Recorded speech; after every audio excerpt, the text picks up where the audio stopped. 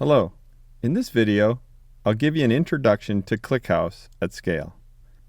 Let's start with some theory and discuss how sharding and replication in ClickHouse work. For ClickHouse, modern servers are good. Most of so-called big data fits on a single ClickHouse server. Because of the right combination of architectural choices and algorithmic optimizations, ClickHouse is in many cases utilizing the hardware up to the theoretical limits. Or in other words, ClickHouse is utilizing the whole machine. Therefore, in ClickHouse, scale up is preferred to scale out until the scale up cost becomes more than linear. A single modern ClickHouse host server with enough CPU cores, enough memory, and a large SSD can handle terabytes of data with high ingest and query rates. Scale out, or in ClickHouse terminology, sharding, should only be considered if there's the perspective of data volume or data processing speed to exceed the capacity of a single server in the near future. If the capacity of a single server is about to exceed because the amount of data gets too big or because the request rates get too large or the data processing speed is too slow, an additional host can be added to the ClickHouse cluster in order to split, or in ClickHouse terminology, shard the data of a table into two tables. Now, the capacity of the ClickHouse setup for data volume and data processing speed got doubled. The ClickHouse approach to sharding is pretty low level, thanks to a shared nothing architecture. For example, there's no coordination going on between the cluster host, and the two tables on host 1 and host 2 are completely independent from each other. And they don't know that they're storing shared data. For convenience, you can create a so-called distributed table. A distributed table doesn't store any data by itself, but offers a single table interface for combined access to remote tables located at different hosts. You can create a distributed table on just one or multiple hosts. When a query is targeting a distributed table, then the distributed table is forwarding the query to all hosts, waiting for the query results from the shards, and then calculating and returning the overall query result. Note that it's also possible and sometimes useful and reasonable to send the query directly to just one of the remote tables, maybe because of a specific data distribution. Speaking of data distribution, there are two methods for writing data to a sharded table. First, you can define which shard to write which data to and perform the write directly on each shard. So in other words, perform direct insert statements on the remote tables in the cluster. This is the most flexible solution, as you can use any sharding scheme, even one that's non-trivial, due to the requirements of the subject area. This is also the most optimal solution since data can be written to different shards completely independently. Second, you can perform insert statements on a distributed table. In this case, the table will distribute the inserted data across the host itself. Note that in order to write to a distributed table, that distributed table must have a sharding key parameter configured. For reliable setups, replication is required because hardware is unreliable. We're adding two more hosts to the cluster in order to replicate the table data. So now each shard has two copies of the data, and new data can be written to any replica of a shard, and the other replicas will automatically replicate the changes. Replication enables data integrity and automatic failover in ClickHouse. If one of the hosts has a failure, then it's guaranteed then that there's a copy of the host data on another host. And therefore, there's no loss of data when one host has problems or is completely down, either because of a crash or because of planned maintenance. And once the host is up and running correctly again, its replica will automatically sync its data with the other replica in order to have the latest version of the data. For replication, an additional component is required. ClickHouse Keeper. ClickHouse Keeper provides the coordination system for data replication in ClickHouse. ClickHouse Keeper is compatible with Zookeeper, and it's used for notifying the replicas of a shard about state changes. And ClickHouse Keeper is used as a consensus system in order to guarantee that all replicas of a shard execute the same operations in the same order. Note that ClickHouse Keeper only stores metadata in ClickHouse. And also note that sharding and replication are completely independent from each other. Replication is used for data integrity and automatic failover. Sharding is used for the horizontal scaling of your cluster. But when you don't really need sharding, you don't have to use it. You can just use replication in order to make your data highly available. So that was the introduction to the basic ClickHouse cluster architecture. And now we're going to discuss in broad detail how you can achieve and configure a sharded and replicated ClickHouse cluster. Let's take a step back and start with 4 empty hosts where ClickHouse is installed on each of them. The first step now is to configure the required cluster topology. This is done in the ClickHouse server configuration file. And each one of the 4 hosts need to have the same cluster configuration in its own server config file. The shown cluster configuration on the left is defining a cluster with the name cluster 1 that's deployed over the 4 ClickHouse hosts. It consists of 2 shards, highlighted in blue and yellow, and each of the shards contains 2 replicas. Such a cluster configuration in the ClickHouse server config file is used by the distributed table engine and by distributed DDL queries, meaning DDL queries with the on cluster clause. We'll see concrete examples for the distributed table engine and a distributed DDL query in a little bit. So the host is the domain name of a ClickHouse server, and port 9000 is the TCP endpoint for the native ClickHouse protocol that's used by the distributed table engine for sending queries to remote tables.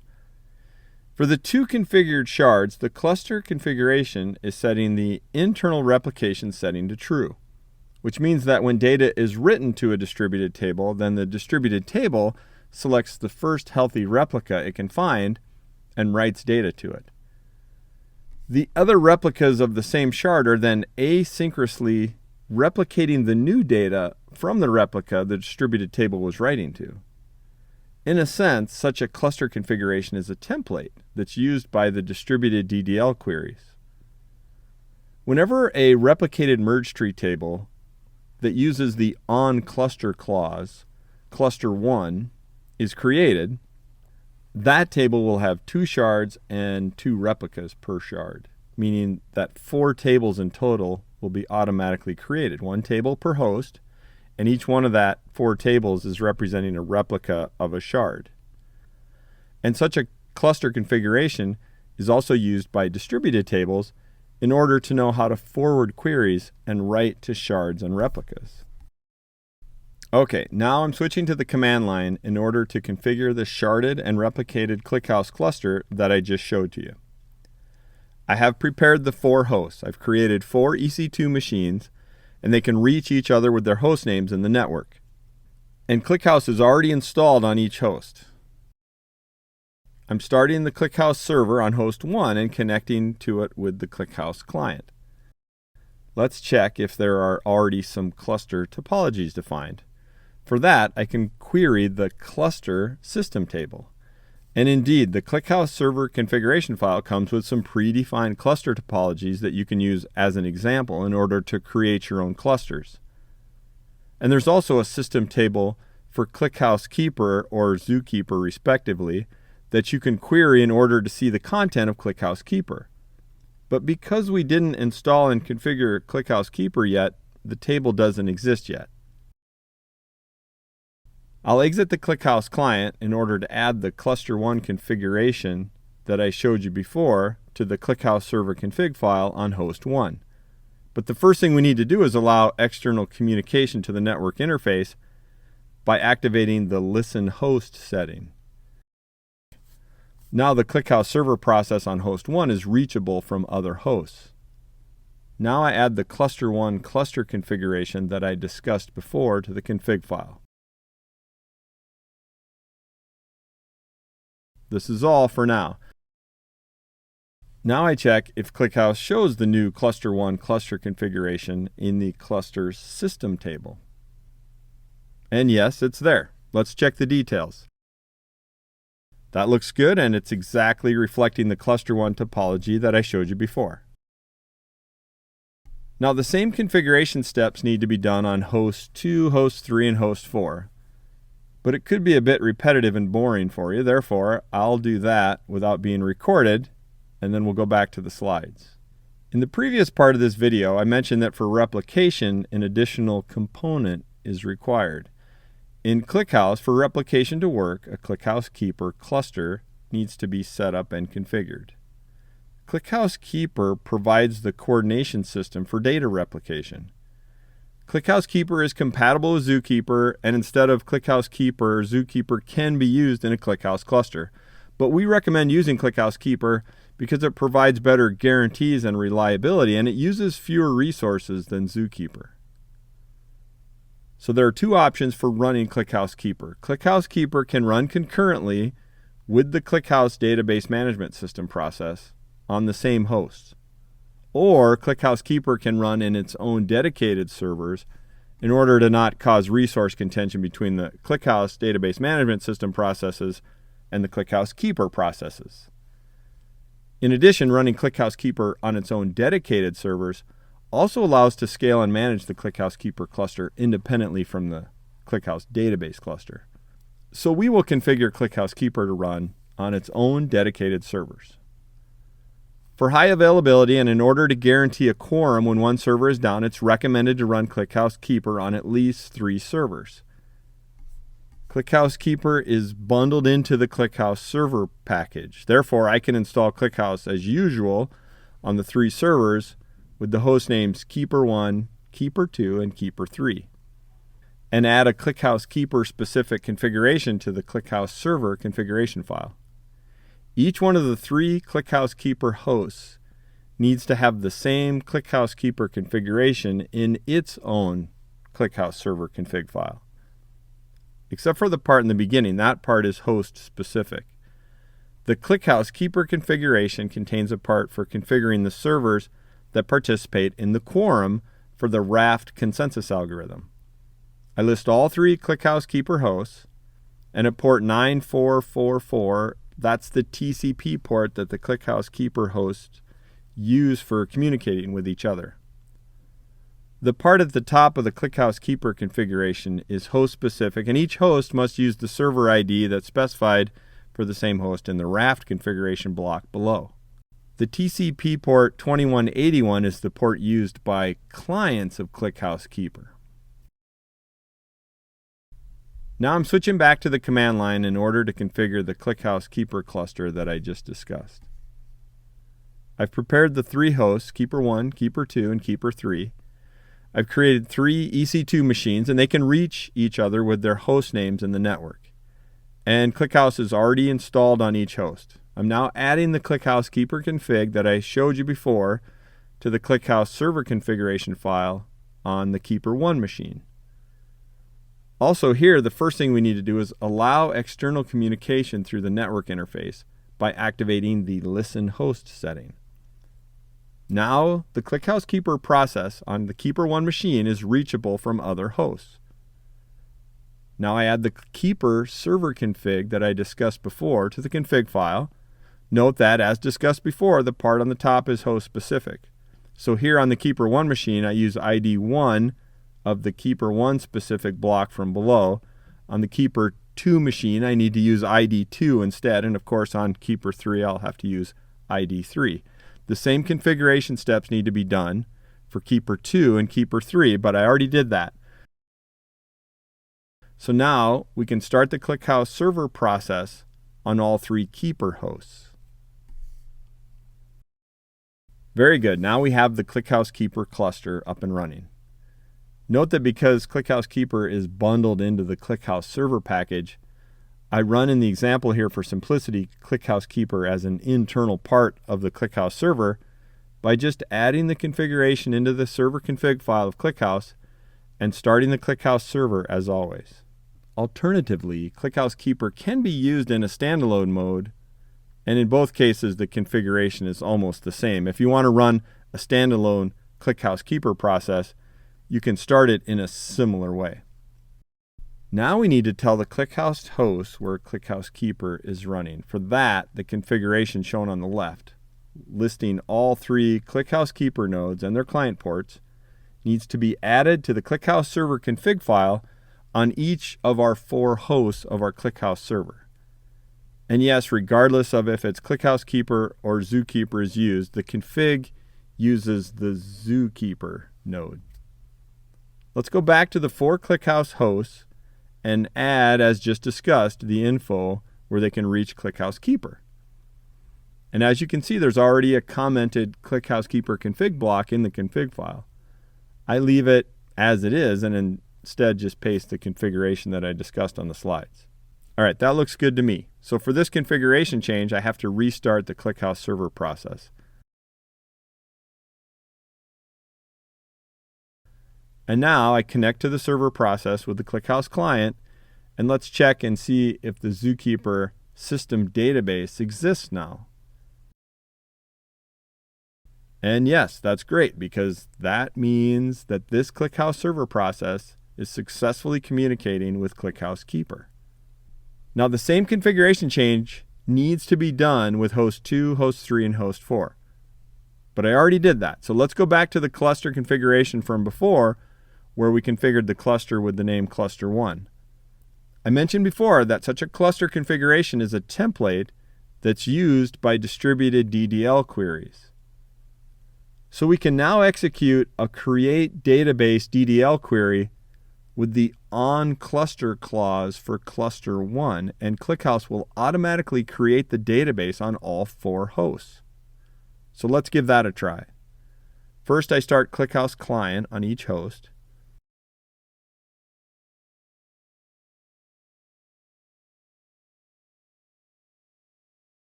And check on each host what databases exist locally already.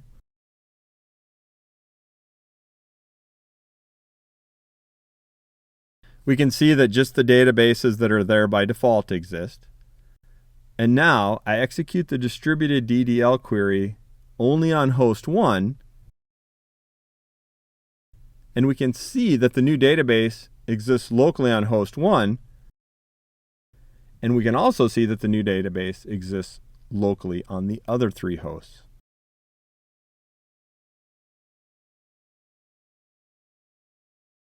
Next, we create a table, and we're going to use the replicated merge tree table engine, and we're also going to use the on cluster clause again for cluster 1.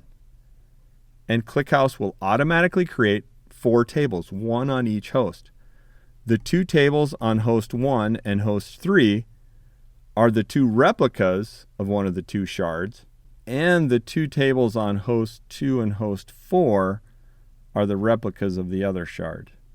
The replicated merge tree table requires 2 parameters in order for replication to work. The first one is the ClickHouse Keeper path, which is the path to the table's metadata path in ClickHouse Keeper. The second one is the table's replica name. Note that all the names and paths for the 2 parameters are arbitrary, but of course it's not a bad idea to use some kind of logical, understandable names.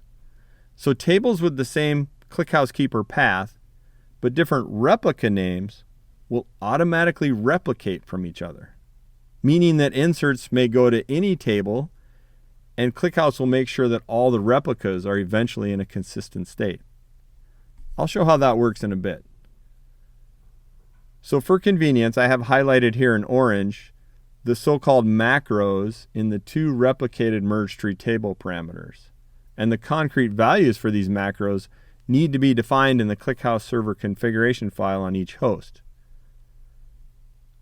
So let me briefly show you how replication based on the 2 replicated merge tree table parameters works in ClickHouse.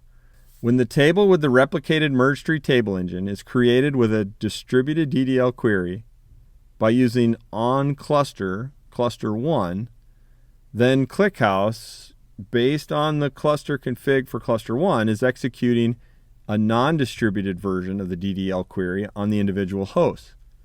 And these hosts are creating the replica tables. So I mentioned before that tables with the same ClickHouse Keeper path but different replica names automatically replicate each other. And this is how this works. These 2 tables have different replica names but the same ClickHouse Keeper path configured. And therefore, these 2 tables will actually use the same path in ClickHouse Keeper for exchanging meta information. When one of the tables gets new data, then that table puts a new entry into the replication log in its ClickHouse keeper path. Meanwhile, all other replicas are pulling the replication log in the same ClickHouse keeper path from time to time. And at some moment, they'll notice the new entry, and they'll read it and download the new data via the internal HTTP replication protocol from the source replica. We created 2 shards with 2 replicas per shard. Let's create the 2 shards with 2 replicas each on the 4 real hosts now. First, I need to add the macro definitions that I discussed on the slide to the ClickHouse server config file on each host. I show you how to do that for host 1, and the other host it's already done.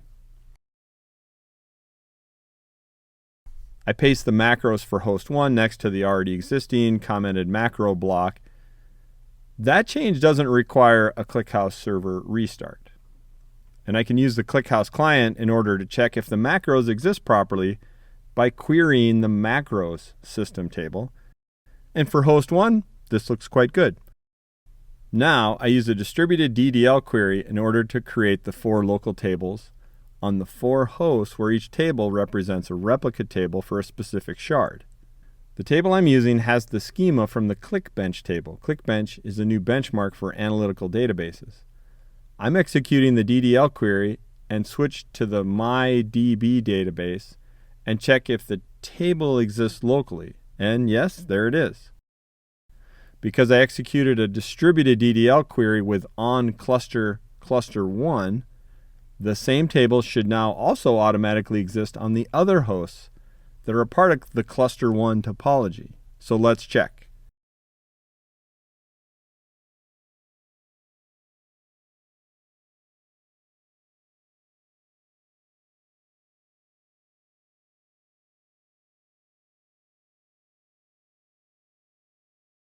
And this looks excellent. All right, let's go back to the slides. Lastly, we can create a distributed table in order to have a single table interface for combined access to the remote tables located on the different hosts. You can create a distributed table on just one or on multiple hosts. When the distributed table is pointing to a table on the current server where the distributed table is created on, then the as clause can be used for automatically adopting that table schema. So let's create a distributed table for our real ClickHouse cluster 1. We are connected with the ClickHouse client to ClickHouse on host 1. And we create the distributed table with a distributed DDL query, meaning that it'll be created on each of the 4 hosts. Alternatively, I could have created a distributed table just on host 1 if I would have left out the onCluster cluster 1 clause. Before I end this part, I want to show you the ClickHouse cluster in action. For that, I downloaded the ClickBench dataset. It's a tab-separated value file that contains 100 million records. And I'm using the ClickHouse client in non-interactive mode now in order to load the 100 million records into the distributed table that we created. Note that I used the rand function as the sharding key for the distributed table. The rand function returns a pseudo-random integer number evenly distributed among all integers. And therefore, the 100 million records will be evenly distributed over the 2 shards of our ClickHouse cluster. So each shard should contain roughly 50 million records, meaning that the 2 replicas of each shard should contain the same 50 million rows in the end. So the data is now loaded, and I can check what happened. Let's check the amount of records in the distributed table, and that looks good. Remember, the distributed table doesn't store any data by itself, and instead forwards the query to the shards and then returns a combined result. Let's check the replica on host 1. And that looks good. It's about half of the ingested data. Let's check the replica on host 2. And that looks good too. And notice on host 3. This is perfect. And we check the replica on host 4, and everything is good. Everything's as expected. And lastly, let's send a typical analytical query, and we'll send it to the distributed table. So this is query 37 from ClickBench. And remember, the distributed table forwards the query to the shards, and to be more precise, to one of the replicas of each shard. And then it returns a combined result. That's not a bad execution time given that the query runs over 100 million rows. Cluster configuration in ClickHouse is quite low level, but it's also very flexible. It's possible to define different cluster topologies on the same host at the same time.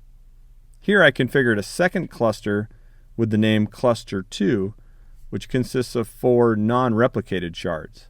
That could be used for some non-mission critical data where high throughput is required. And now whenever a table with the clause on cluster2 is created, that table will automatically have 4 shards, meaning that 4 tables in total will be automatically created, 1 table per host and shard. So that's all for this part of the video. Note that it's also possible to configure certificate-based network encryption and authentication and access control for a ClickHouse cluster. But those are topics for a future video. As you saw, there's quite a few steps involved in creating and configuring a sharded and replicated ClickHouse cluster. You can do it by yourself by following the steps that I showed you in this video, or you can leave all this complexity behind and sign up for ClickHouse Cloud and sit back while we take care of sizing, scaling, security, reliability, and upgrades for you. And you can start working on your use case instantly without having to size and scale your cluster. For more information, check out our website at clickhouse.com. That's all for now. Thanks.